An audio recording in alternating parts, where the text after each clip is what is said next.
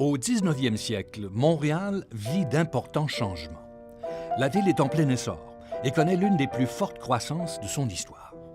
L'activité économique y est intense et la ville se transforme en véritable chantier. L'urbanisation s'intensifie et les industries se développent à grande vitesse. Mais cette prospérité apparente cache un tout autre visage, celui de la grande misère. Les populations rurales, qui n'arrivent plus à assurer leur subsistance par le travail de la terre, affluent vers Montréal en espérant trouver une place dans les industries nouvelles. Des immigrants pleins d'espoir débarquent en masse dans les ports à la recherche d'une vie meilleure. Pourtant, la ville n'est pas prête à accueillir toutes ces populations nouvelles.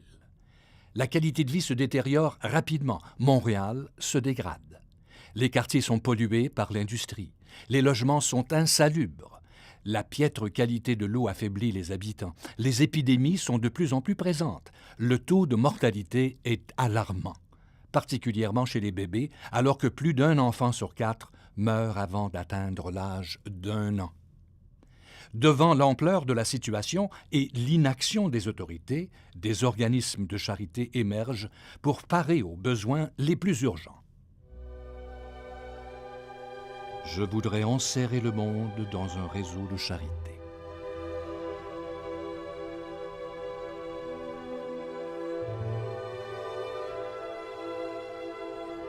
À Paris, en 1833, un jeune étudiant en droit de l'Université de la Sorbonne, Frédéric Ozanam, fonde avec 5 de ses amis l'une des premières organisations laïques de charité, la Société de Saint-Vincent de Paul.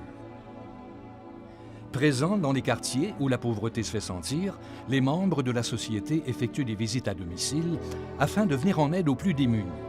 Bientôt, le modèle se développe et, 10 ans seulement après ses débuts, la société compte plus de 6000 membres dispersés à travers plusieurs pays d'Europe.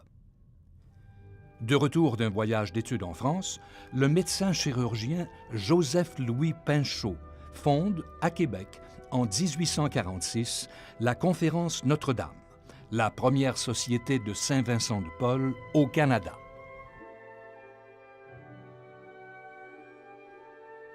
À Montréal, en 1848, la Société de Saint-Vincent de Paul s'implante dans le même esprit d'aide aux plus démunis. M. Hubert Paré, marchand prospère et philanthrope impliqué, en devient le premier président.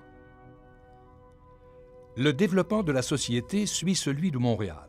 Chaque nouvelle paroisse accueille sa société. Présents directement sur le terrain, les bénévoles s'impliquent auprès d'une population qui en a bien besoin. Précurseur dans la mise en place de mesures sociales, la Société de Saint-Vincent-de-Paul de Montréal tente de pallier les lacunes du système en place. Elle établit des pratiques de secours directs et indirects et s'engage lors des tragédies et catastrophes qui marquent la vie montréalaise. Lors des terribles incendies de 1850 et de 1852, un comité spécial d'aide aux sinistrés est implanté par la Société. Celle-ci obtient également le transport gratuit par train et par bateau à vapeur pour les denrées provenant des campagnes. En 1854, elle fonde la Maison de Saint-Vincent-de-Paul, où sont servis des repas chauds. L'année suivante, la Société étend l'aide alimentaire en créant de nombreuses soupes populaires, autrefois nommées « fourneaux économiques ». En plus de la nourriture, elle distribue des vêtements chauds, des meubles, du charbon, des médicaments. Elle cofonde, en 1877, l'Hospice Saint-Charles, qui vient en aide aux itinérants. Cet établissement, toujours actif, est aujourd'hui connu sous le nom d'Accueil Bonneau.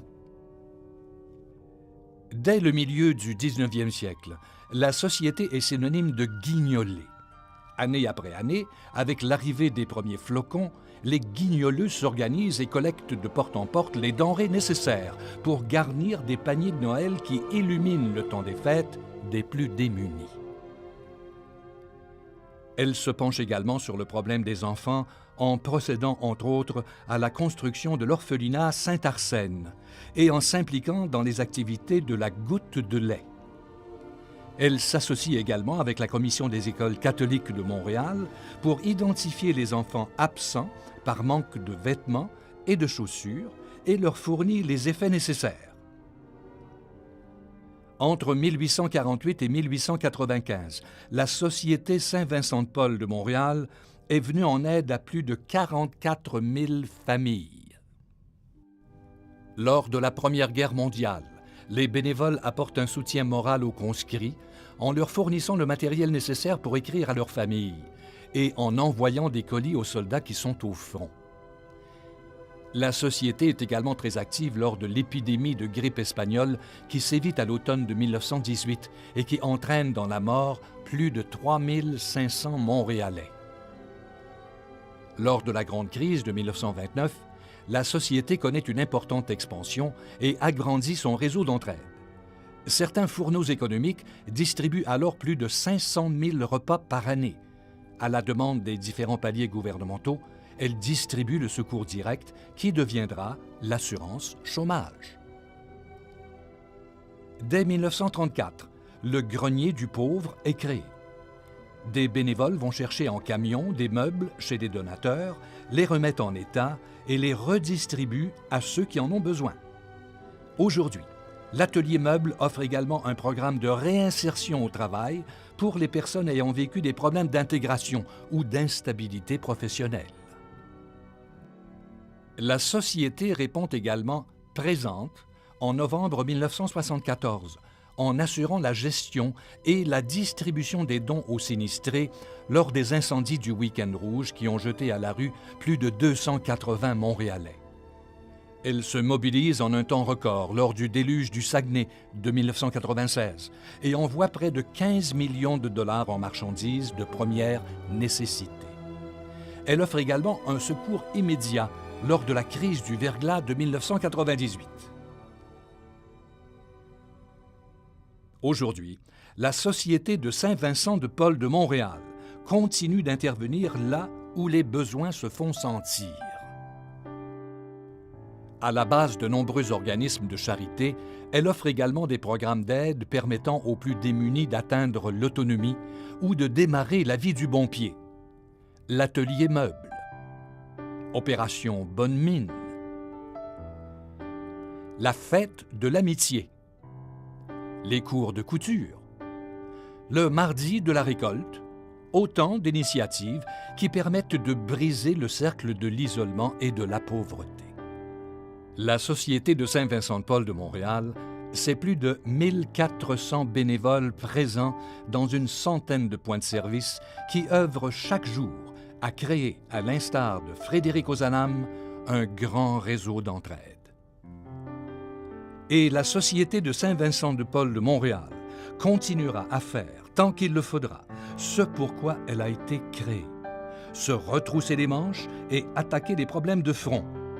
Grâce à la grande communauté de gens du cœur qui s'y impliquent, nous pourrons continuer à travailler directement sur le terrain, là où sévit la pauvreté.